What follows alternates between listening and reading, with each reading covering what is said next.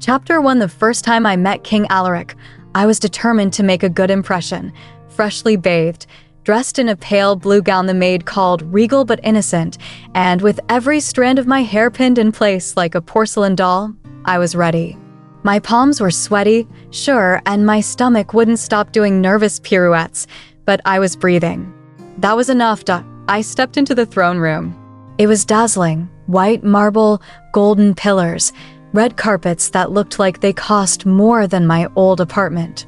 The royal court lined both sides, whispering behind their fans as I entered. I could feel their judgment from 10 feet away. My system pinged cheerfully, objective. Greet King Alaric with grace. Easy. The king sat at the far end of the room like he owned gravity. Tall, broad-shouldered, impossibly elegant in navy and silver. His hair was black with silver at the temples, his face carved like a statue of a forgotten god. His eyes met mine, and I froze. He nodded, signaling I could approach. I took one step, then another. Then I tripped. One of my ridiculous jeweled slippers caught the edge of the carpet. I pitched forward, arms flailing. Gasps echoed from the court. A noble shrieked. I braced for impact with the hard marble floor, but I didn't hit it. Instead, I slammed directly into something firm and warm. The king. He had caught me in his arms. His actual arms. I blinked up at him, eyes wide. His face was unreadable, but his silver eyes sparkled with something dangerously close to amusement. You fall with great enthusiasm, he murmured. MY system pinged. Achievement unlocked. Royal collision plus 5 affection points. King Alaric. I wanted to die. I'm sorry. Your Majesty, I didn't mean my foot. There was a rug. I stammered, trying to stand upright, but he was still holding me. You're trembling, he said, because I'm malfunctioning. Your Grace. He gently helped me to my feet, then turned to the gawking courtiers. She has a unique charm, he said dryly. They didn't look convinced. I couldn't blame them. I was guided away. I could still feel his hand on my elbow, warm and steady, and the system pinged again. Bonus objective. Get noticed by the king. Complete. I didn't know what horrified me more, how well it went, or that it somehow worked. Chapter 2. I tried to avoid him after the throne room disaster. Hid in the gardens. Faked a sore throat. Claimed I was studying royal etiquette, which was technically true. I was Googling fork placements on a hidden scroll. It didn't matter. 3 days later, a royal steward found me feeding crumbs to a duck and announced with absolutely no mercy, His Majesty requests your presence for afternoon tea. Is that mandatory? I asked. Entirely optional, he said. Unless you care about your life. Right. Optional. Moments later, I found myself standing in a sunny tea salon, facing King Alaric again. He wore a dark green tunic this time, embroidered with gold. He looked like a forest prince from a tragic ballad. I looked like a nervous wreck who forgot how to blink. Lady Alira, he greeted. That was my name now. Or rather, the game character body I woke up in. Alira Velenford. Minor noble. Major embarrassment. Your Majesty, I said, attempting a curtsy. It was not graceful. He gestured to a table set for 2. Shall we? Tea. How hard could it be? I sat down and poured the tea as he watched. My hand trembled, but I managed it. Progress. I smiled nervously, then reached for the sugar. He raised a hand. No sugar for me. I nodded. Of course. But my brain was already melting under the pressure. I reached for the sugar anyway. 2 cubes. No, wait. 3. Wait. He said no sugar, didn't he? Why was I still adding sugar? I looked down in horror. 5 sugar cubes floated like guilty marshmallows in his teacup. I tried to fish them out. Bad idea. My spoon slipped. Tea sloshed over the rim and into his lap. Time stopped. I gasped. I'm so sorry. I didn't mean to. He looked down at his soaked tunic, then back at me. Silence. Then, to my horror, his shoulders began to shake. Laughter. The king was laughing. It's been years since someone dared to scald me with tea, he said, setting the cup down. Truly, you're full of surprises. I covered my face. I'll see myself out. You'll stay, he said, smile still in his voice. This is the most interesting tea I've had in a decade. My system pinged. Objective. Share tea with the king.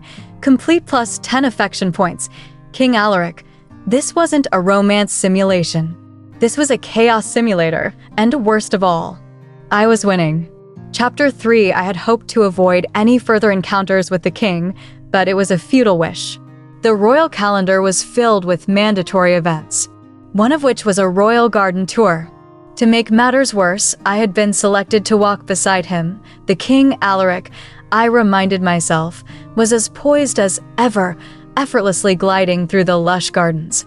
The roses bloomed around us, their colors vibrant against the early morning light.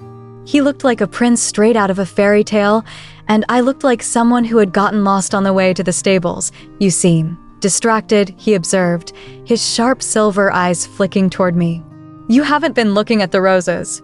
I mumbled, quickly glancing at the nearest rosebush. They're very, red.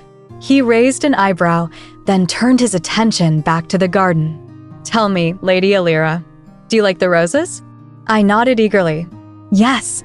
I think they're beautiful. Very beautiful.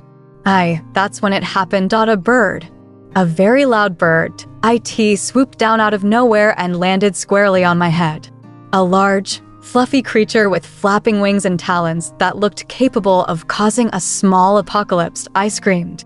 The bird flapped its wings furiously, and I went into full panic mode. My arms flailed in every direction as I tried to swat it off my head, but in doing so, I managed to lose my footing. I staggered backward, flailing like a ragdoll in a storm. Alaric's eyes widened, but before I could crash into the bushes, he caught me again. He didn't even flinch. I don't suppose you can do that with just one hand, can you? I asked, trying to catch my breath, feeling my face grow hot with embarrassment. He chuckled, his voice soft but amused. It's not every day I get a front row seat to a royal spectacle. I looked up at him in horror. The bird was still on my head. I could feel its claws digging into my scalp. Get it off. I yelled, panicking even more. To my relief, the bird flew away, but not before taking a small chunk of my hair with it. I stared up at the king, my face burning brighter than the roses in the garden.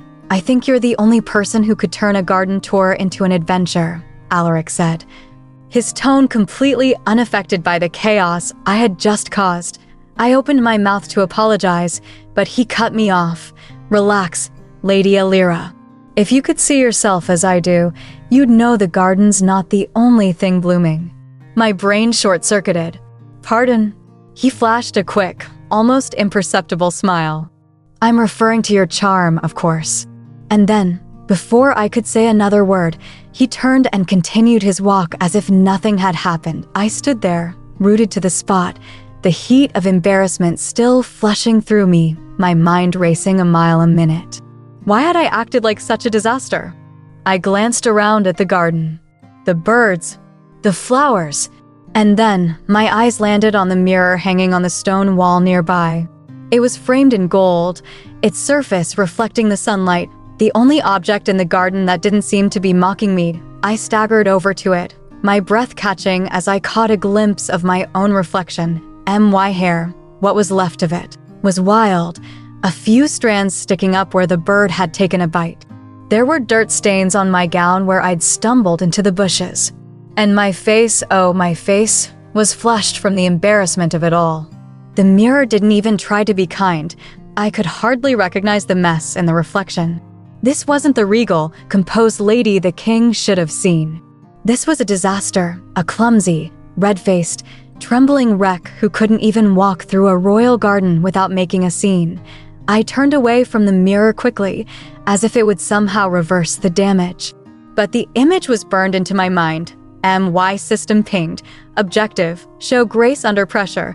Failure plus 5 affection points. King Alaric, how was I still getting affection points for this? Was the system broken? Or was I just this, lovable in a way that made everything embarrassing endearing? I didn't have time to figure it out. I had to find a way to salvage this mess. But as I walked back to join Alaric, I couldn't shake the thought. The only thing really blooming in that garden was my growing mortification. Chapter 4. I should have known the royal ball would be my undoing. The invitation arrived early in the week. My heart skipped a beat when I saw the royal seal, but I quickly told myself it wasn't a big deal. It was just a ball. People had balls all the time. It wasn't like I'd have to dance with the king. Oh, how wrong I was. The night of the ball arrived, and I stood in front of a full-length mirror, my gown shimmering in the candlelight. The dress was the most beautiful thing I'd ever worn, silver satin with intricate lace at the hem, and a fitted bodice that made me feel like an actual princess. I was pretty sure I looked the part, but of course, my anxiety would not let me enjoy it. The mirror, that awful mirror, now seemed like an old friend in the worst way. "You're fine," I kept telling myself. "You can do this." The king, of course, wouldn't even notice me. He was probably too busy with the nobles, the diplomats, the politicians who all knew how to handle themselves at these events. And yet, just as I was about to leave my chambers, a soft knock on the door echoed through the room. "Lady Alira?" A servant's voice was on the other side.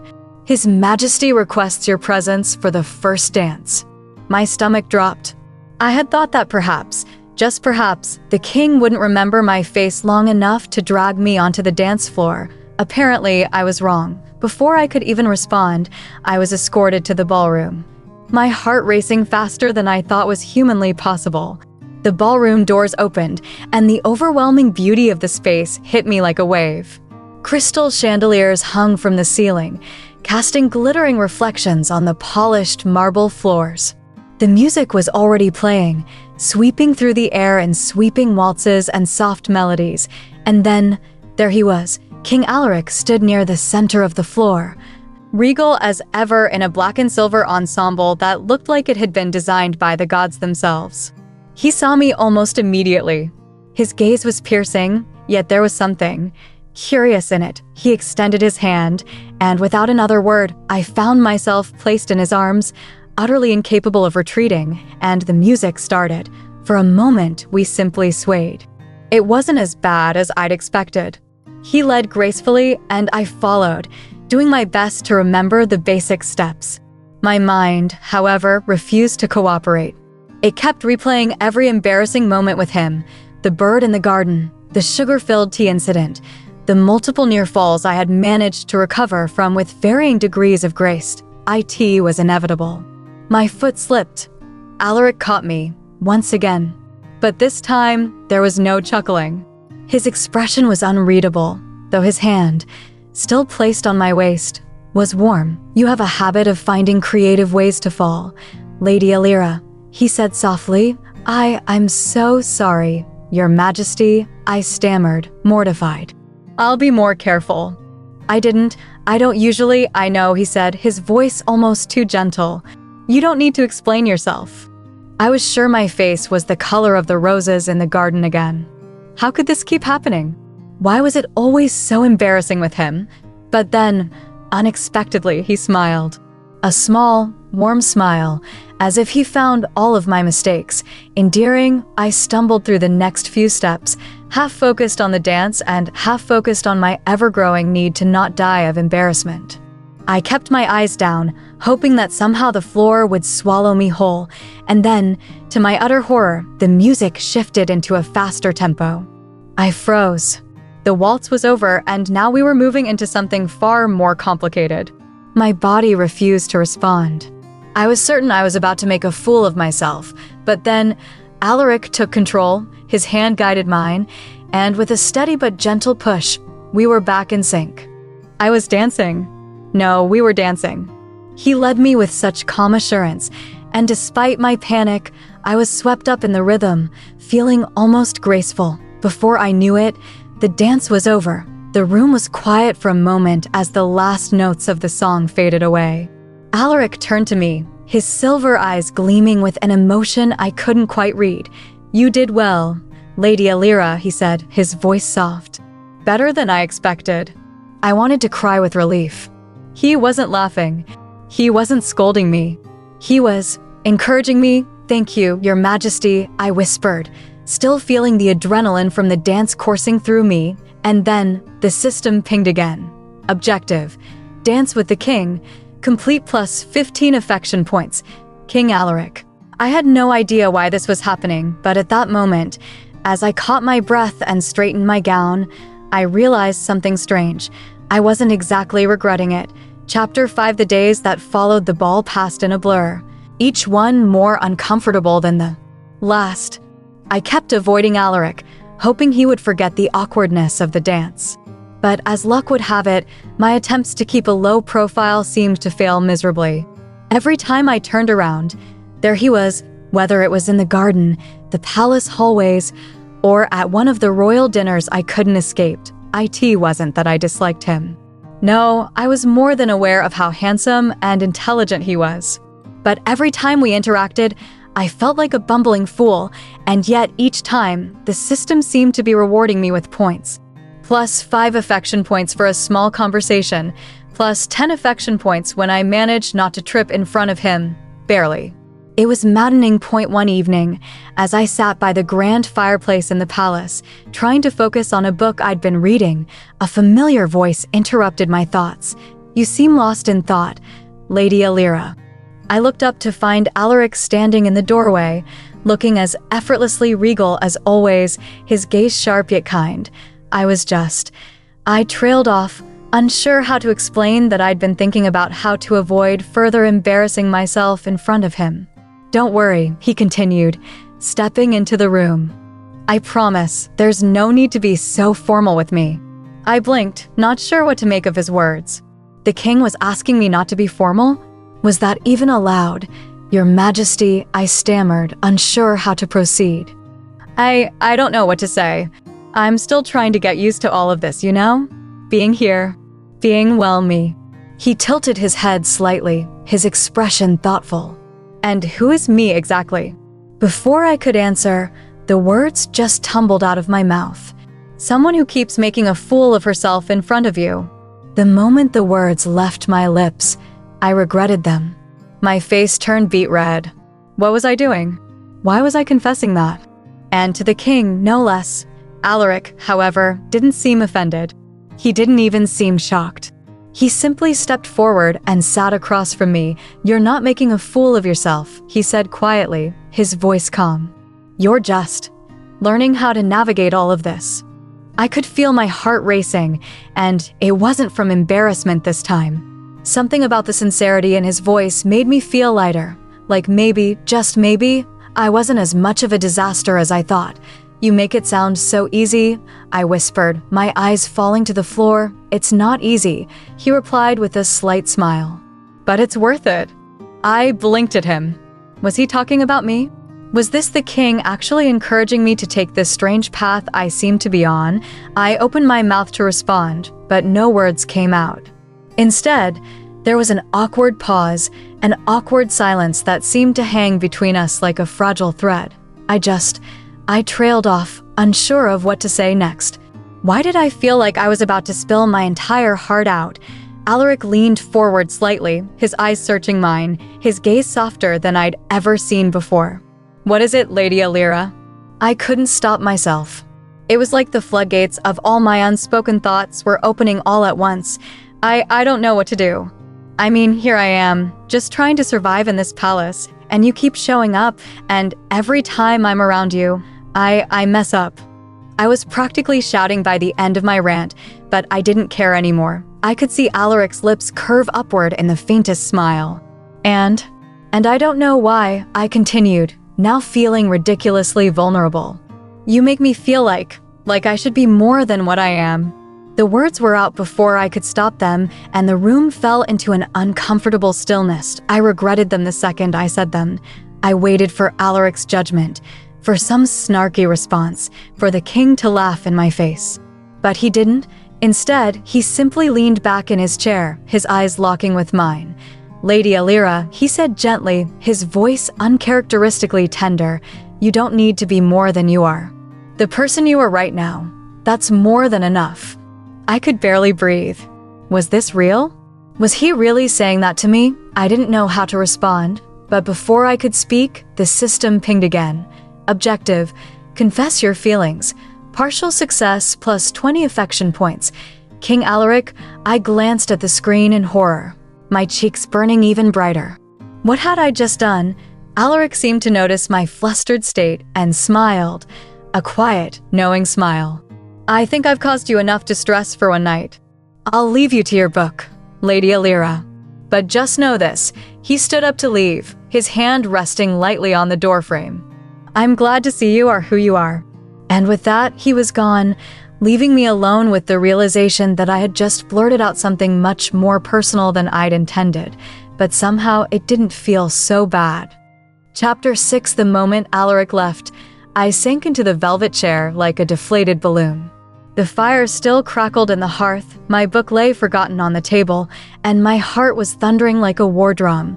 What had I just said? I, Lady Alira of absolutely no chill, had essentially confessed my feelings to the king, and not in the cute, composed way that leaves people charmed and flattered. No. I had shouted. I had ranted. I had spilled my awkward, jumbled feelings in a panic, then just stared at him like a stunned fish. "I'm a disaster," I muttered to myself, standing up and pacing across the room, and then, as if pulled by divine shame itself, I turned and looked in the mirror. Big mistake. My face was flushed a deep shade of red, my hair slightly frizzed from sitting near the fire, and to top it all off, my necklace was off-center. How long had it been like that? The entire conversation? The dance? I groaned and buried my face in my hands. Kill me. Just end it now. Have the royal guards do it. I won't resist. The system, clearly lacking compassion, pinged cheerfully, reminder, a queen must carry herself with confidence and grace. "Oh, now you want to chime in?" I hissed. "Where were you 5 minutes ago when I was verbally tripping over my own feelings like a baby deer in a tiara?" I spun around, marched back to the mirror, and tried to fix my hair.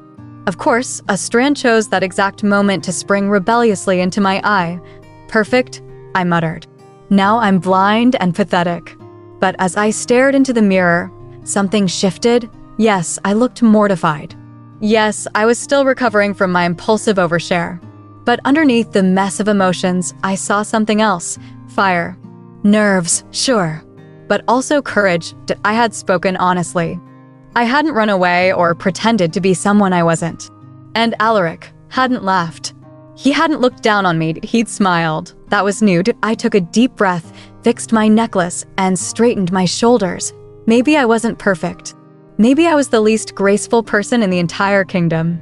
But for some reason, the king didn't seem to mind, and even more terrifying, I was starting not to mind either. Chapter 7. The palace dining hall was quiet that morning. A little too quiet. I had been summoned to breakfast with the royal family. A casual, friendly gathering, the servant said.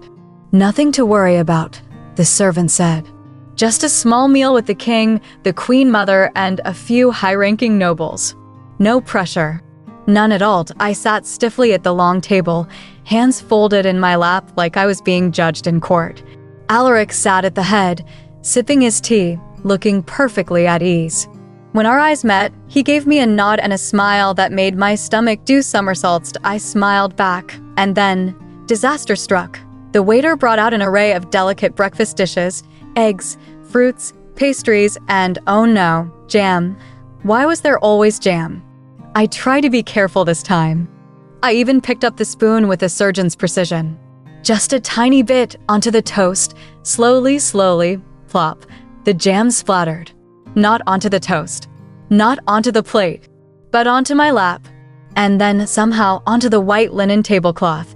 Silence fell. I froze. My eyes darted toward the royal family.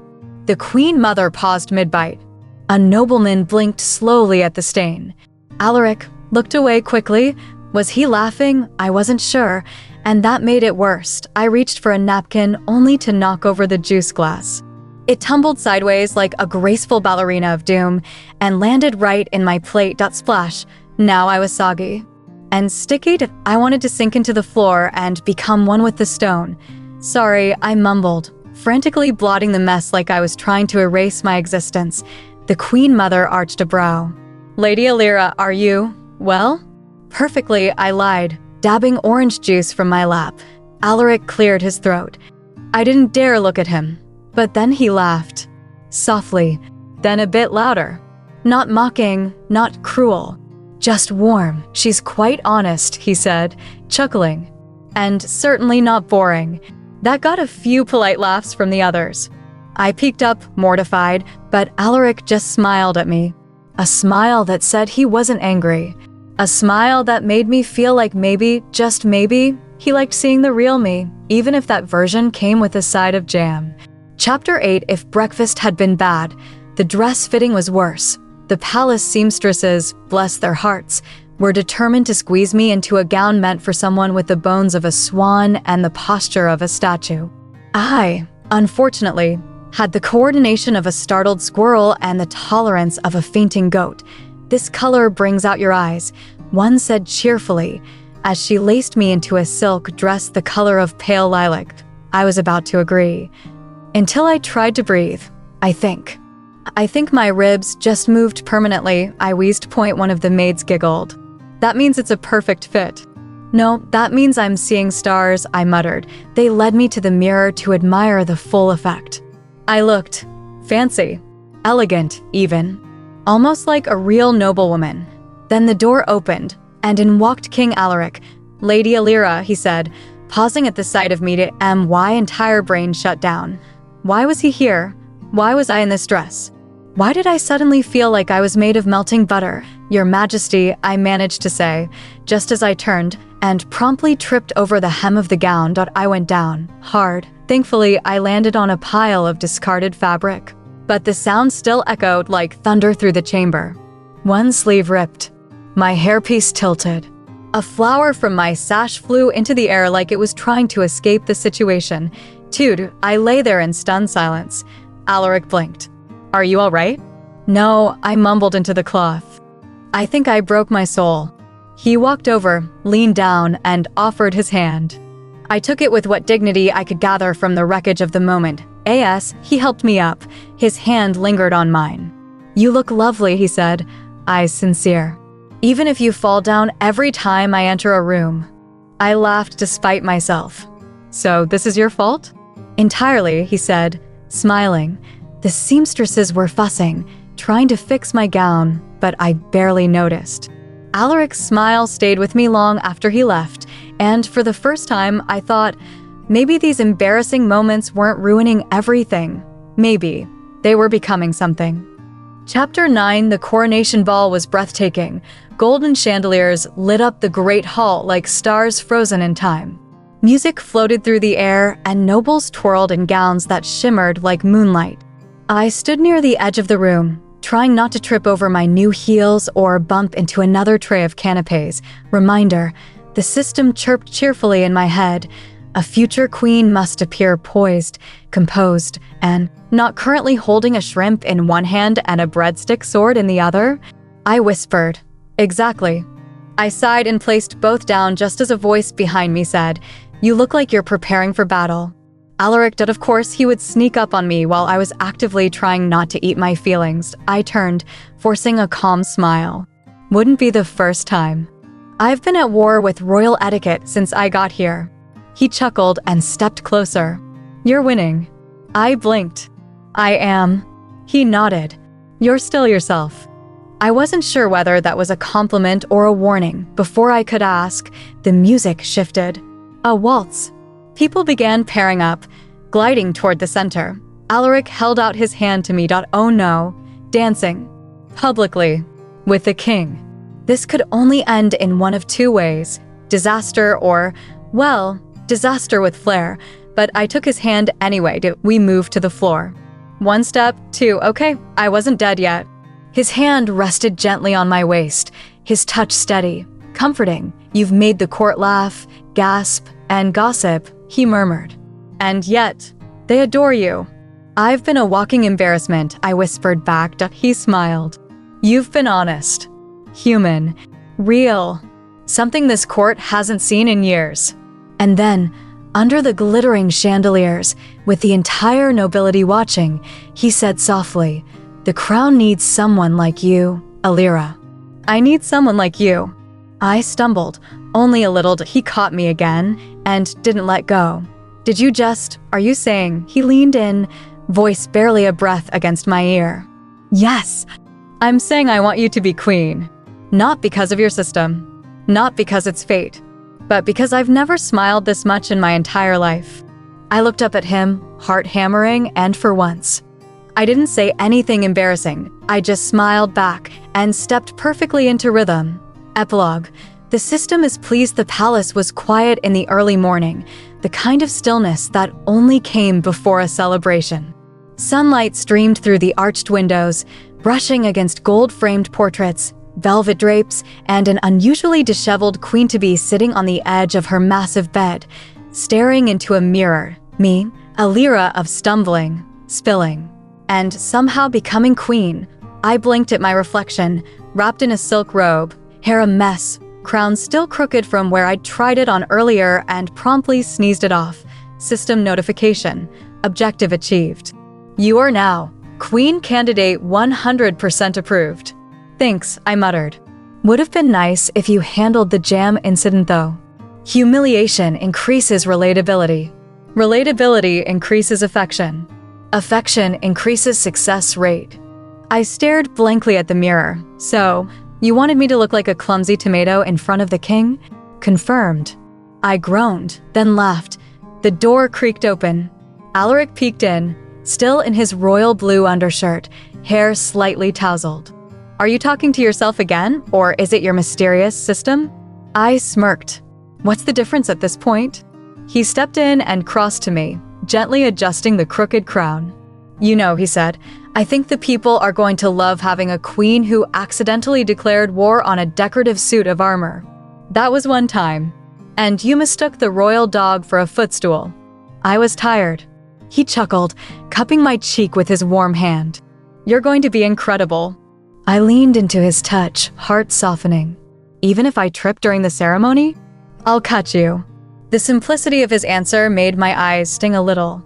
All my chaos, all my stumbles, he never laughed to mock, only to share. We stood there quietly for a moment, our reflections side by side in the mirror, the calm king and the catastrophe-turned queen. Then the system pinged one final time. Congratulations. You are now ready to reign with love, laughter, and a slight chance of falling downstairs. I grinned. Bring on the crown, the court, and whatever disaster came next, because I wasn't afraid of being an accidental queen anymore. I was ready to rule, awkwardness and all. Bonus scene, I was getting the hang of being a royal. Sort of. At least, I knew how to walk without tripping in public now. Okay, that's a lie. But I was improving. Today, I was tasked with delivering a royal speech at a charity event. My first one. And by tasked, I mean I was the only one left who hadn't fainted, fallen over, or gotten too distracted by the centerpieces. The room was buzzing with chatter, and the reporters' cameras flashed like 1,000 little suns. Alaric stood off to the side, arms folded, looking slightly amused. It was my moment. The world would finally see the queen who, while accident-prone, could still command a room. I took a deep breath and stepped up to the podium, trying to steady my shaking hands. Ahem. Ladies and gentlemen, I began, my voice surprisingly steady. Ahem. I cleared my throat, then paused. Sorry, ladies and, everyone. The crowd chuckled, but I couldn't stop now. My speech had to be delivered. It was my moment. Today, I said, trying again, we are gathered here for a noble cause, and my brain scrambled. My words were stuck. My thoughts were a mess. Ugh. I muttered under my breath. I can't do this. I turned around to retreat in defeat, and tripped out. Of course, I tripped, and straight into him, Alaric. The king. The man I would one day rule beside. I'm so sorry, I stammered, trying to untangle myself from him. To my shock, he didn't seem annoyed. He grinned like I'd just given him the funniest moment of his life. And then, with the crowd watching, he bent down and whispered in my ear, "You're perfect just as you are." I blinked. His grin softened. Every mistake you make, it makes you more you. I stared at him, speechless. Then slowly, I felt myself smile. Maybe I could do this. Maybe I wasn't just the awkward disaster who tripped over everything. Maybe I was the queen the people would love. I straightened up, still in his arms, and adjusted my crown for the 5th time that week. Ladies and gentlemen, I said with renewed confidence, thank you for your patience. Let's do this again. And this time, I didn't fall. Thank you for listening to the story. Don't forget to like and subscribe for more chaotic moments and unexpected twists. And hey, let me know your thoughts in the comments. I'd love to hear from you.